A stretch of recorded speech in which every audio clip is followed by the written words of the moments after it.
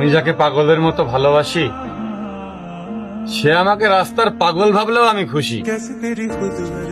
কিন্তু যার ভালোবাসা এতদিন পেয়েছি বলে বিশ্বাস করেছি, হঠাৎ যদি তা ভুল প্রমাণিত হয়, আমি কার দোষ দেব?